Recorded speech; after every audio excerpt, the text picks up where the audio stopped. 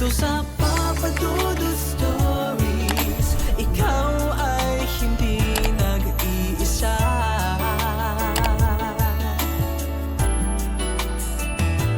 Dito sa Papa Dudut Stories, may nagmamahal sa'yo. Papa Dudut Stories, Papa Dudut Stories. Dear Papa Dudut, sa lahat po ng mga nakatutok ngayon, huwag pong kalimutan mag-like, mag-share at mag-subscribe. Maraming salamat po sa inyong lahat.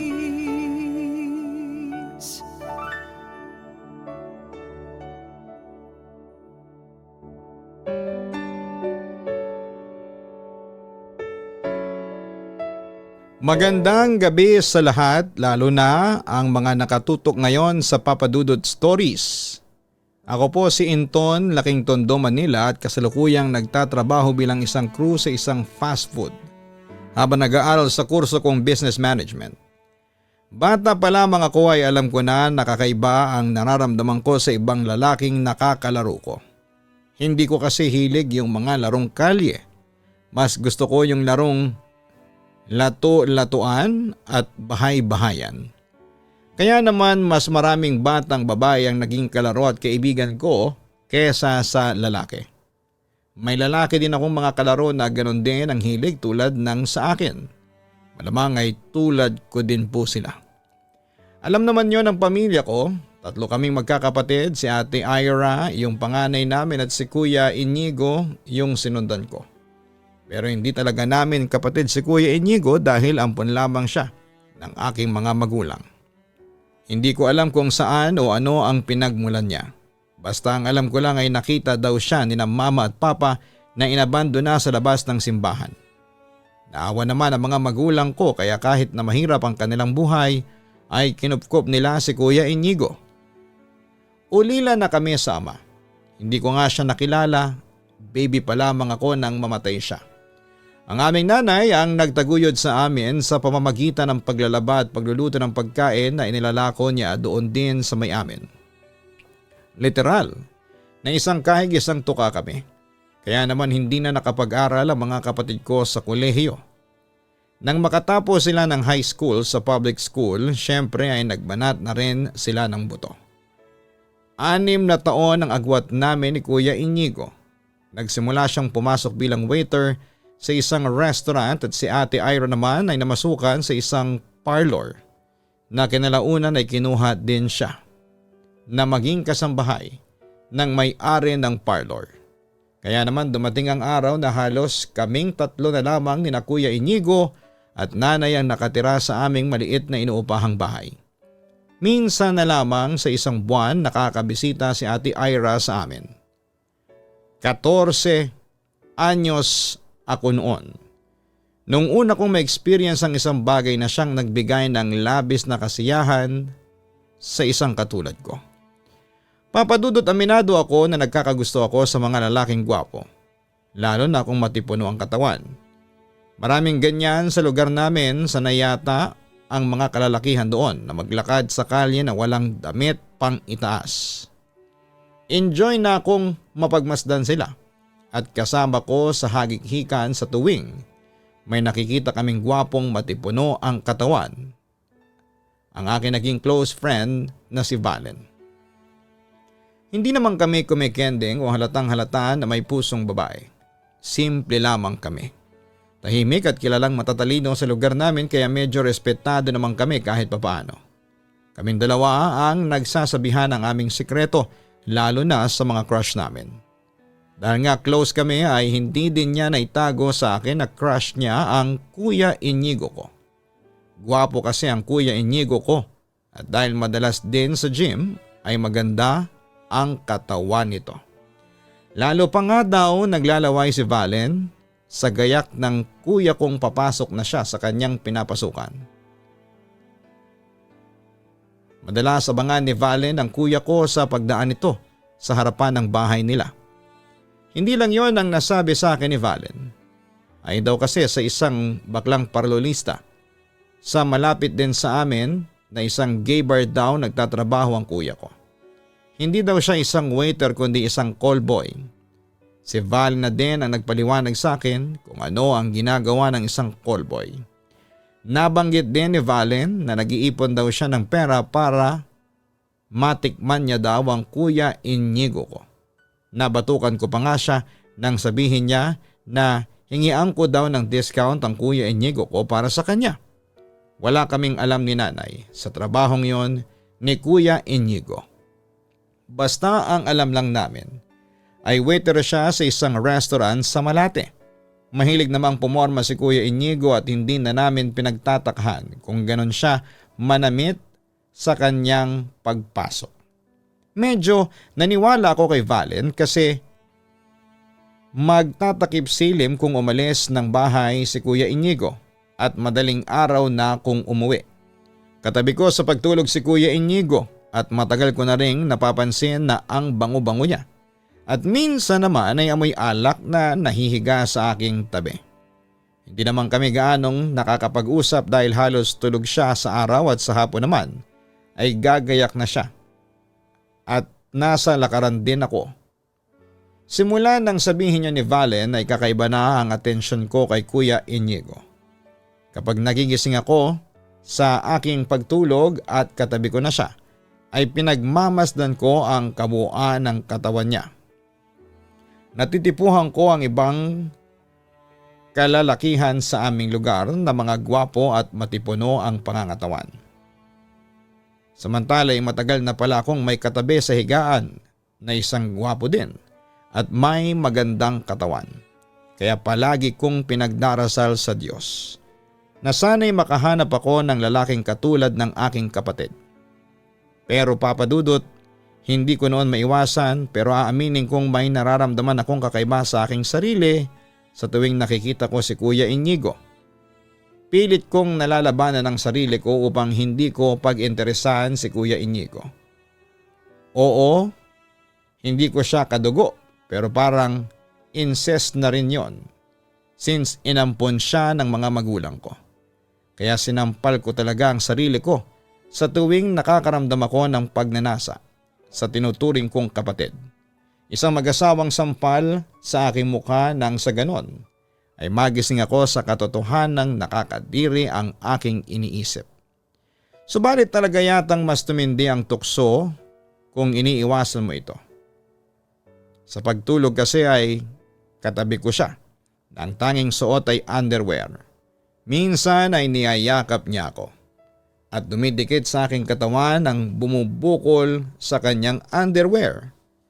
Damang-dama ko ito dahil noon pa man ay nakasanayan ko nang yakapin siya sa pagtulog. Minsan ay nagigising ako na yakap-yakap ko na siya. Tila may halo ng pagnanasa ang pagkakayakap ko sa kanya pero agad din akong kumakalas upang mapigilan ko ang sarili ko. Isang hapon gumayak na si Kuya papasok sa trabaho at syempre maliligo muna siya. Nanood ako ng TV kasi medyo tinamad akong lumabas na ng bahay pagkagaling sa school. Inton, halika nga dito. Sandali lang. Ang tinig ni Kuya Inigo na nagmumula sa banyo. Tumayo ako kaagad at lumapit sa tapat ng banyo. Ano yun kuya? Ang tanong ko naman. Biglang bumukas ang pintuan ng banyo, nakatayo doon si Kuya Inigo na walang saplot sa katawan at basang-basa na may kaunting sabon pa sa katawan. Doon ko muling nakita ang totally nude na katawan ni Kuya Inigo at may kakaibang kiliti na yung naidudulot sa akin. Pakihiluran mo nga ang likod ko. Medyo masakit nga ang mga braso ko dahil sa pagbubuhat ko kanina. Hirap akong abutin ng likuran ko ang pakiusap niya sa akin.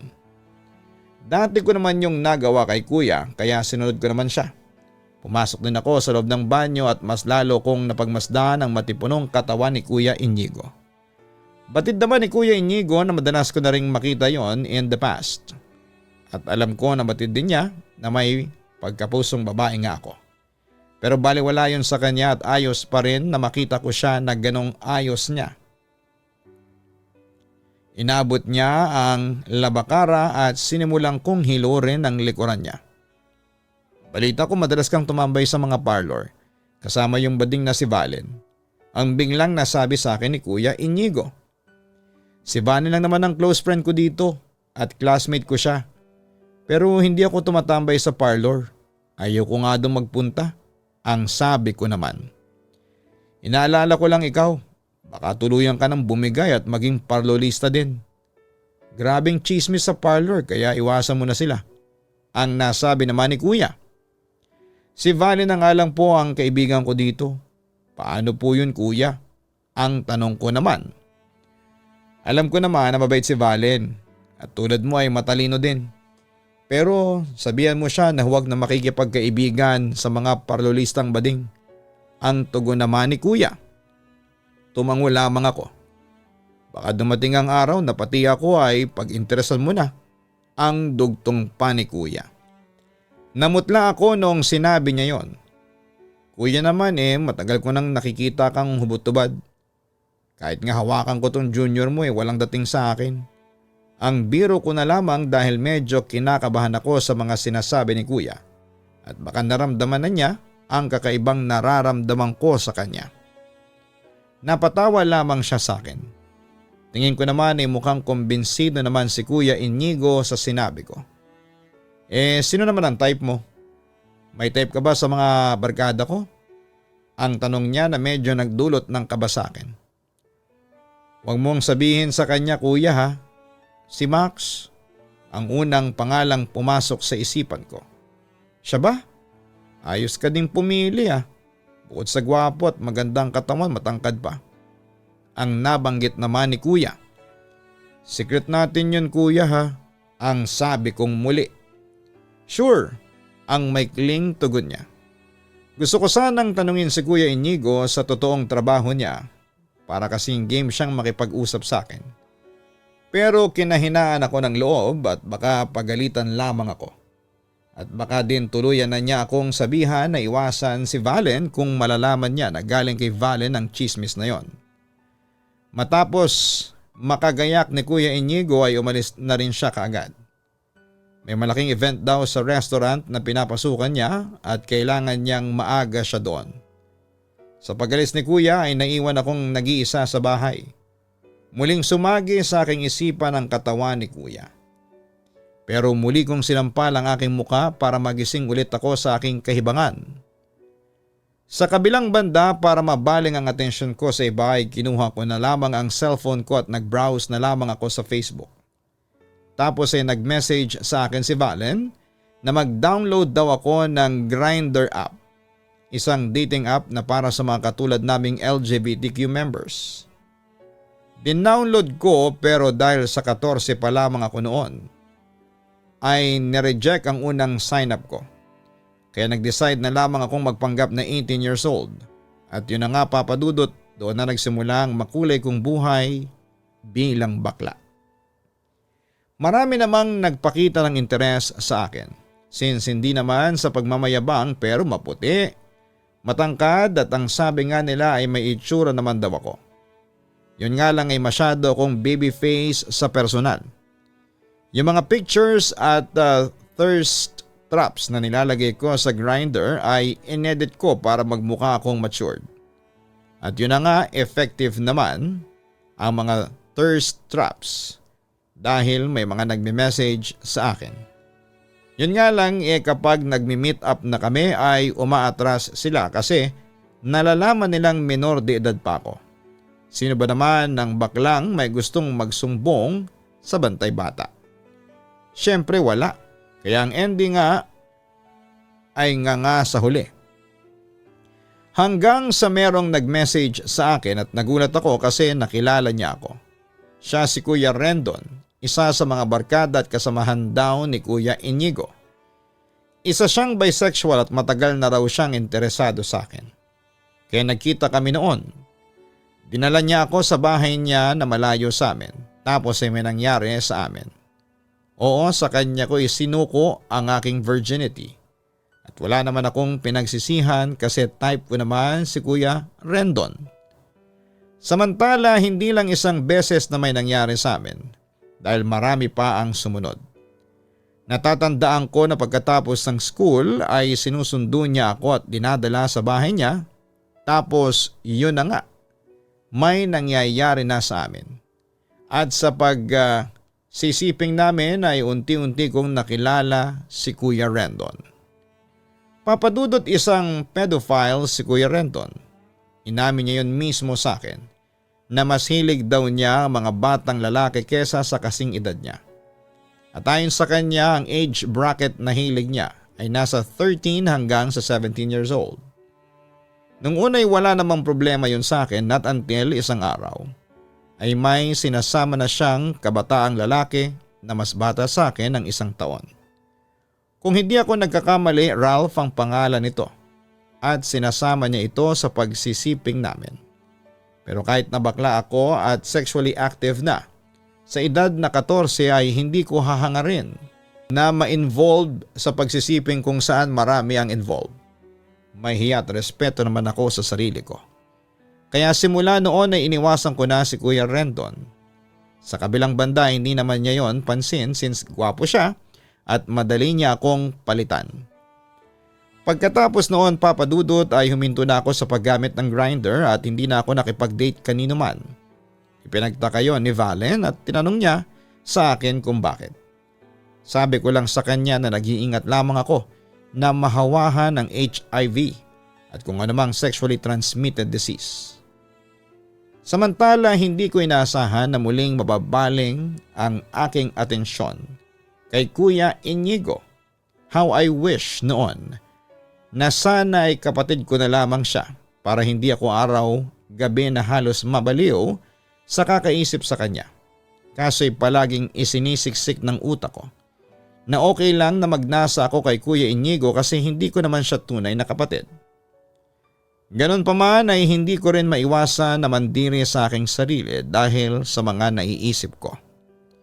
Sa kabilang banda isang gabi na alimpungatan ako at nagulat nang makita ko si Kuya Inigo nagising pa at naka-Indian seat habang nakatingin sa akin. Kuya, kanina ka pa bang gising? Tanong ko sa kanya. Iniisip ko lang kasi yung ikinuwento sa akin ni Rendon. Seryosong sagot niya. Bakit? Ano po ba ang sabi niya? Usisa ko. Bagya akong kinabahan dahil baka ikinuwento ni Kuya Rendon sa kanya yung mga sexual adventures namin. Inamin niya sa akin na nagkaroon kayo ng sexual relationship. Nainis lang kasi ako parang nangaasar pa siya habang kinikwento niya sa akin yung mga pagtatalik niyo. Nilaspag ka raw niya. Nakakainsulto kasi. Ayokong binabastos ka niya kasi kapatid kita. Nasasaktan ako. Sabi ni Kuya Inigo sa akin. Nagulat at nanlumo naman ako sa mga narinig ko. Bukod sa iyo kuya, kanino niya ikinuwento yun?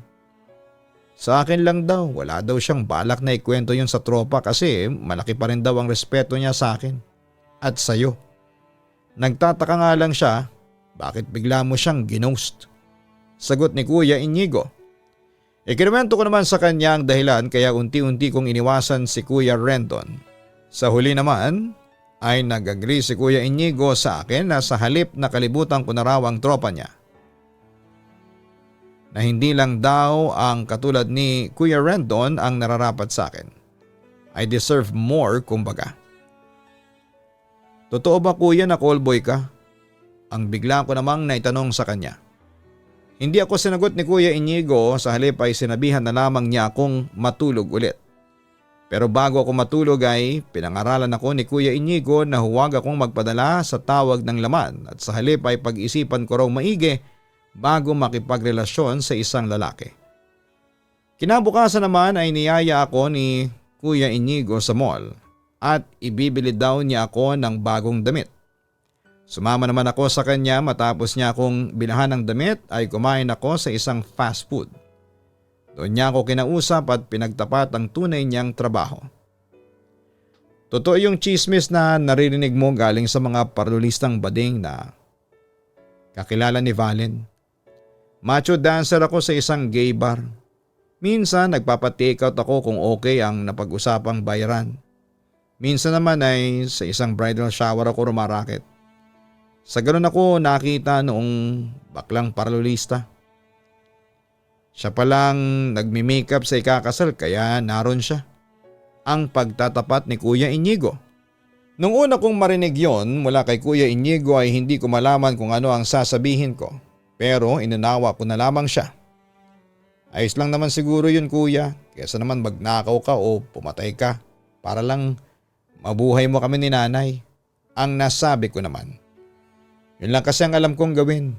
Hindi naman ako nakatungtong ng college, kaya nga dapat ay mag-aral ka ng mabuti para maging maayos ang maging trabaho mo kapag nakapagtapos ka na sa college. Ang sabi naman ni kuya. Hayaan mo kuya, yan ang gagawin ko. Lagi akong magiging scholar para hindi ka din mahirapan sa pag-aaral ko. Ang pangako ko naman sa kanya. Nagsimula na ring ikwento sa akin ni kuya ang kanyang pinagdaanan sa ganong trabaho. Nasa tamang edad na din daw ako upang malaman ko ang ganong klaseng buhay. Batid niya na maaari din daw dumating ang panahon. Natatangkilikin ko ang lugar tulad ng pinapasukan niya. Pero binilinan niya ako na wala naman daw mali sa pagpunta sa ganong lugar. Ang mali lang daw ay kung yung perang gagastusin doon na meron pang mas importanteng dapat paglaanan. Kaya nga daw maraming matatandang bading na walang naipundar. Nakabuhayan at naging kaawa-awa sila dahil wala na nga silang pera wala na rin silang makuhang lalaki na magmamahal sa kanila. Alam mo ba, wala nagtitake out sa akin kagabi. Dahil big night sa bar ang daming baguhan na mga bata ang sinalang sa bar. Siyempre mas pinili sila ng mga customers. Pero ayos pa rin naman. Magaling naman akong gumiling kaya malaki din ang tip na nakuha ko sa mga customers. Ang sabi naman ni kuya. Os, magaling ka ba talagang sumayaw? Ang biro ko sa kanya. Oo naman, basta mamaya ipapakita ko yon. Ang galing ko sa pagsayaw. Ang sabi naman ni kuya. Nagpatuloy pa ang masayang kwentuhan namin ni Kuya Inigo hanggang sa makauwi na kami. Hindi na rin pumasok si Kuya Inigo ng gabing yon. Bago pa dumating si nanay ng gabing yon ay nagbigay ng sample dance si Kuya Inigo. Tama nga ang pagmamalaki niya. Talagang magaling siyang sumayaw. Pati akong kapatid niya ay tinamaan sa mga galaw niya. Pero agad ko ring winaksi ang pagdanasang nararamdaman ko dahil mali yon. Dahil nga naging open na kami ni Kuya Inigo sa isa't isa ay mas naging close talaga kami. Samantala nang tanungin niya ako kung gusto ko bang ma-inlove ay sinabi ko lang na wala pa akong bala kasi nakafocus ako noon sa pag-aaral. Lumipas naman ang isang buwan ay may dinala si Kuya Inigo na lalaki sa bahay namin na nakilala ko sa pangalang Max. Mainit namin siyang tinanggap sa bahay at si mama pa ay inalok pa ang tropa ni Kuya Inigo na sa amin maghapunan. Nagpaunlak naman si Max. Papadudot mas bata si Max kay Kuya Inigo ng mga 2 taon. Tulad din siya ni Kuya Inigo na naging tambay din matapos makapagtapos ng high school. Mga 2 taon na din ang nakakaraan. Tulad din ni Kuya Inigo ay maugong din ang chismis sa kanya na isa din siyang callboy. Marahil tulad din na dahilan ni Kuya Inigo na yun lang naman talaga ang tanging alam nilang paraan para makatulong sa kanilang pamilya. Kung totoo man ang chismis kay Max ay hanga pa rin ako sa kanya. Lalo kung pareho sila ni Kuya Inigo na para sa pamilya nila ang sakripisyo nilang yon na pagbebenta ng katawan. Matapos silang makapagmeryenda na niluto ni nanay ay naunang pumunta sa sala si Max at tumupo sa sofa sa tabi ko. Bigla niya akong inakbayan at talagang dinikit ang kanyang katawan sa akin. Amoy na amoy ko ang pabagong ginamit niya. Lalaking lalaki talaga ang amoy niya at parang ang sarap halikan sa pisngi. Type kita, ang biglang sinabi niya sa akin na nagpakabog ng dibdib ko. Nagulat din ako kasi napaka-straightforward ni Max. Ha talaga? Ang tanong ko sa kanya. Sana magustuhan mo rin ako. Promise magiging mabuti akong boyfriend sa'yo. Hindi ka rin magsisisi kasi masarap ako. Pangaakit ni Max sa akin habang nakatalikod ang aking ina. Natawa na lamang ako kay Max tapos ay inad niya ako kaagad sa Facebook, sa iba kong social media accounts. Tapos noon ay umalis na sila ni Kuya Inigo dahil papasok na sila ng trabaho. Sa kabilang banda, pag uwi ng kapatid ko ay nalaman-laman ko na minamatch pala niya ako kay Max.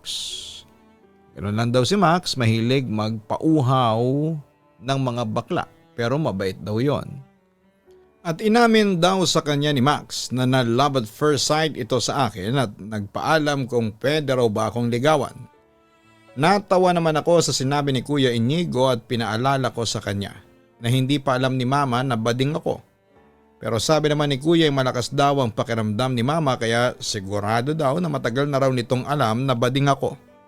Samantala Papadudot ay nagkaroon kami ng communication ni Max. Nagsimula sa simpleng messages na nauwi sa video calls.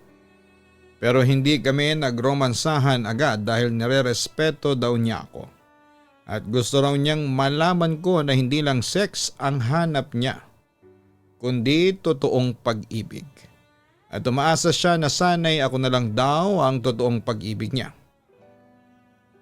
To make the story short, niligawan talaga ako ni Max sa bahay namin pero nagpretend kami na magkaibigan lamang sa harapan ni Mama. Madalas niya akong binibigyan ng mga regalo. Ramdam kong priority niya ako at sinabi rin niya sa akin na nagbabalak na rin daw siyang bumalik sa pag-aaral para kapag naging mag-asawa na raw kami ay mabibigyan niya ako ng magandang buhay.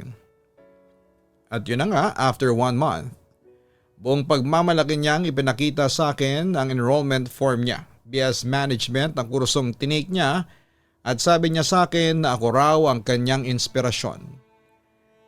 Kaya nung araw ding yon ay pumayag na akong makipagrelasyon sa kanya. Doon din naganap ang una naming pagsisiping. Pero alam mo Papadudot, ibang-ibang naramdaman ko sa pagtatalik namin ni Max. Ramdam ko talaga ang totoong pag-ibig. Hindi tulad noong kay Kuya Rendon na puro pagnanasa. Habang nilalakbay ni Max ang aking katawan ay nakita ko sa mga mata niyang lagablab ng isang nagmamahal. I love you, ang sabi ni Max at hinalikan niya ako sa aking mga labi. I love you too, ang nabanggit ko na lamang nung bumitaw na siya sa halikan kahit laking pagtataka ko sa nasabing yon ni Max. Nang maganap ang pagsisiping namin yon ni Max, ay naging madalas na rin na tumambay sa bahay si Max kahit nawala si Kuya Inigo. Naramdaman ko na tila seryoso siya sa pakikipagrelasyon sa akin.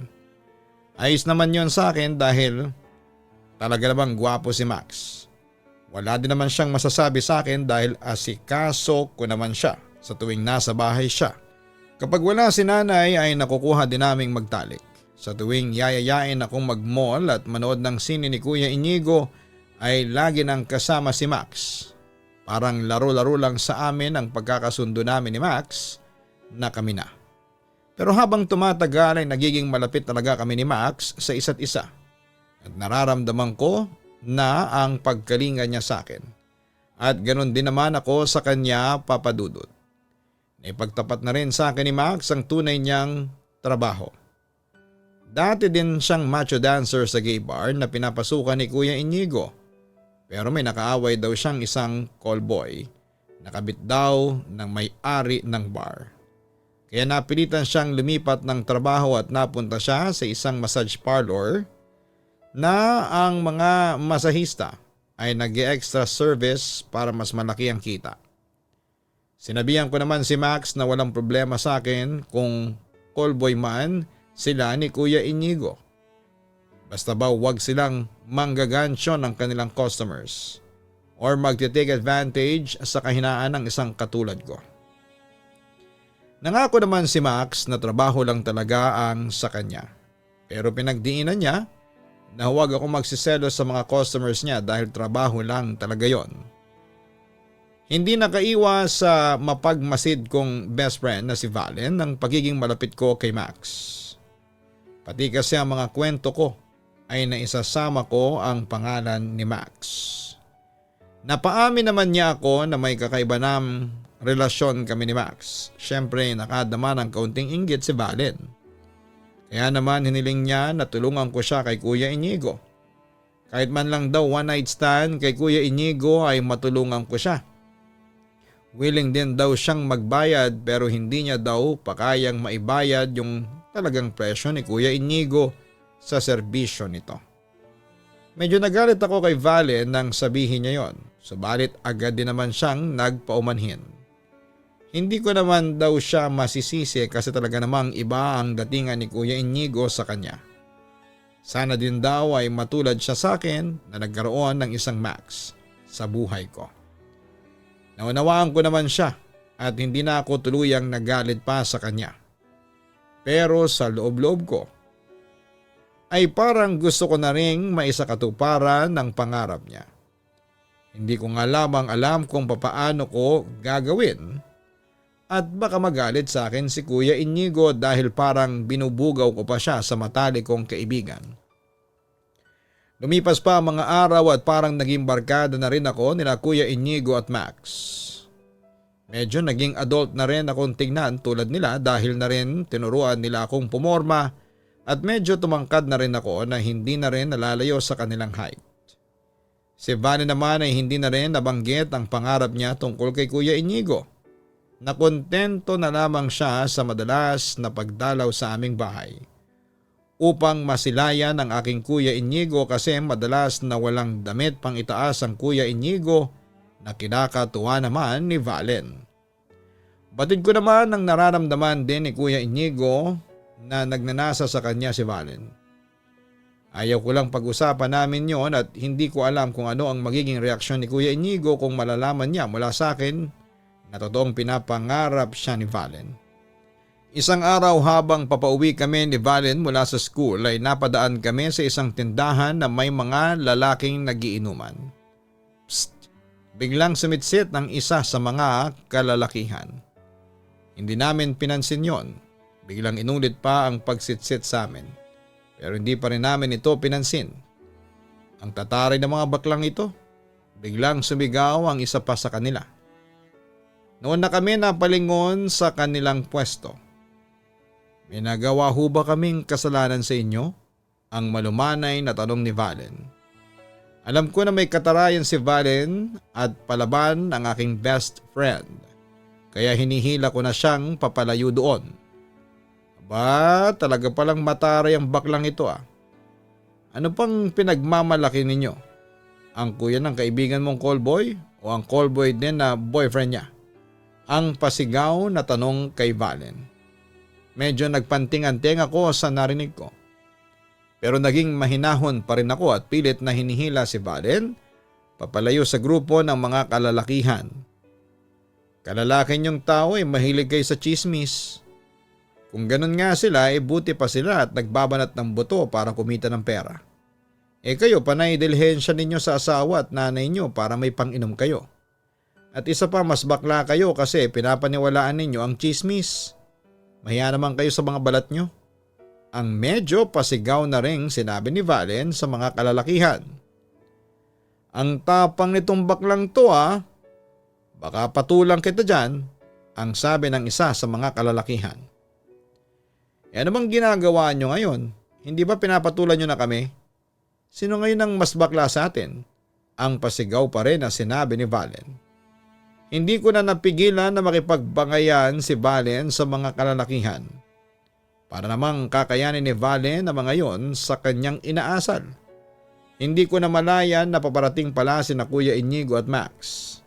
At narinig nila ang dahilan ng pakikipagtalo ni Valen sa mga kalalakihan. At ito na pala yung mga callboy na pinagmamalaki ninyo. Ang sabi ng isa nang makalapit na sina Kuya Inigo at si Max. Anong sabi mo, Pards? Ang tanong ni Kuya Inigo sa lalaking nagsabi sa kanila na callboy sila. Callboy! Ang pasigaw na sinabi ng lalaking yon sa mukha mismo ni Kuya Inigo. Biglang sinuntok ni Kuya Inigo sa mukha ang lalaking yon na naging sanhi ng rambulan sa harapan ng tindahan. Pati kami ni Valen ay nakisali na rin sa suntukan at sipaan. Grabe palang magalit si Kuya Inigo, talagang lumabas ang lakas niya na nakukuha niya sa madalas niyang pag-gym. Ganon din si Max. Palibasa ay medyo lasing na ang mga kalalakihang nakalaban namin kaya naman talagang bugbog sarado sila sa amin. May mga latay din kami, syempre. Pero kung hindi pa dumating ang mga tanod ay baka nagmistulang lantang gulay ang mga lasing na kalalakihan. Sa barangay detention cell kami nagpalipas ng gabi dahil sa mga nangyari. Doon din namin na ikwento kina Kuya Inigo at Max ang punot dulo ng pangyayari. Laking pasasalamat ni Kuya Inigo kay Valen at maasahan pala siya na maipagtanggol daw ako sa ganong sitwasyon.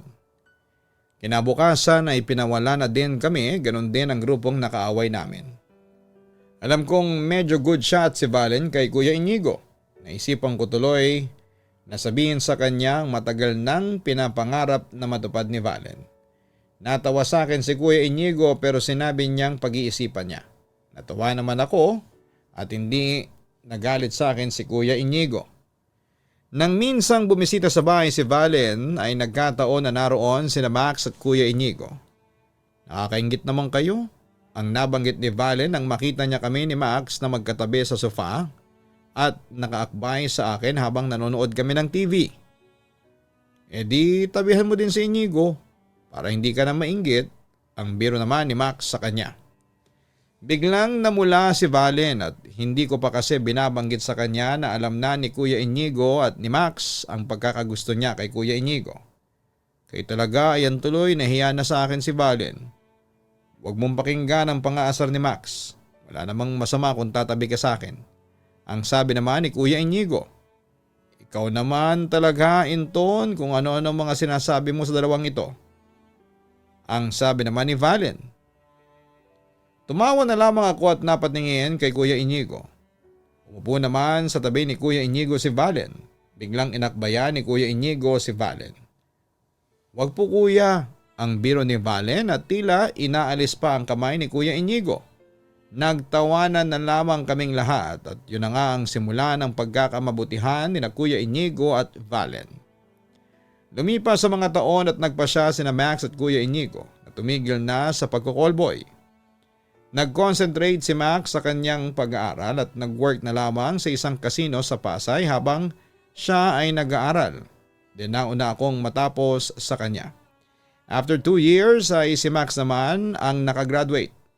Isang kumpanya ang pinasukan namin bagamat magkaiba kami ng department.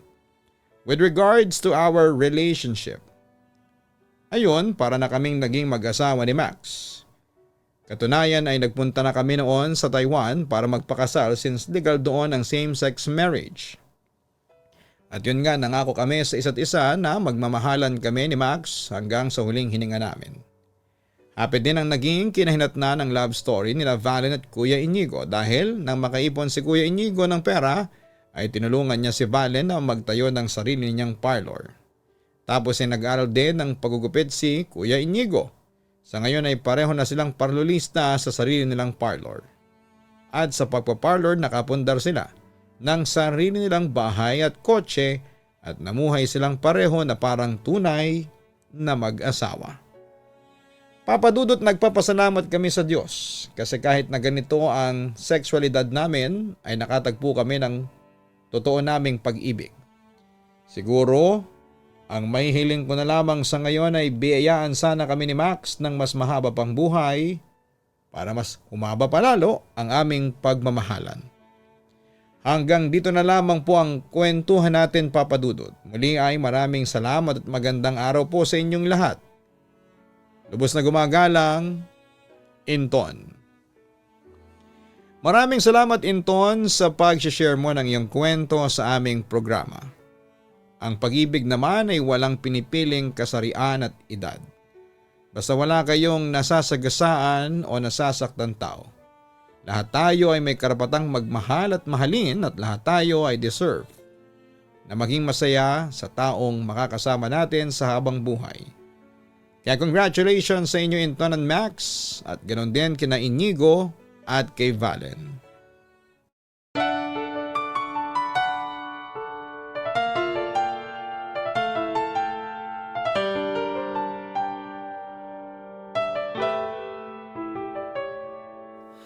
Ang buhay ay mahiwaga, laging may lungkot at saya sa Papa Dudut Stories. Laging may karamay ka.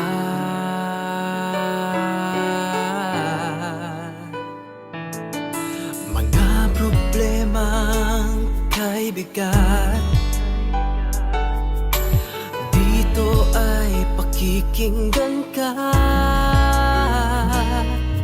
sa Papa Dudut Stories.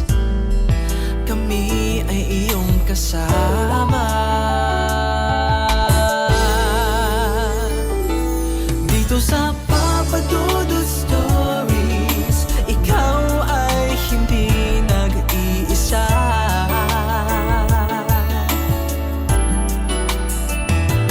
Dito sa Papa Dudut Stories, may nagmamahal sa'yo. Papa Dudut Stories, Papa Dudut Stories,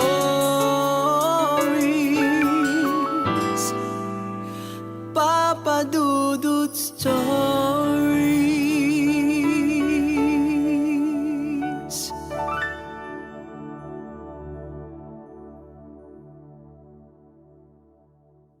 Matakot, kabahan sa mga kwentong nakakagimbal sa Kaistorya YouTube channel with daily post at 7 p.m.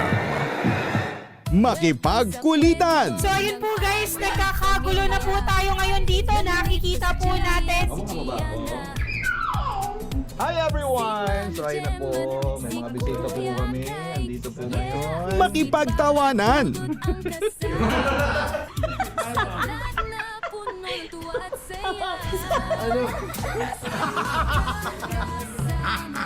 At minsan, makipag-iyakan.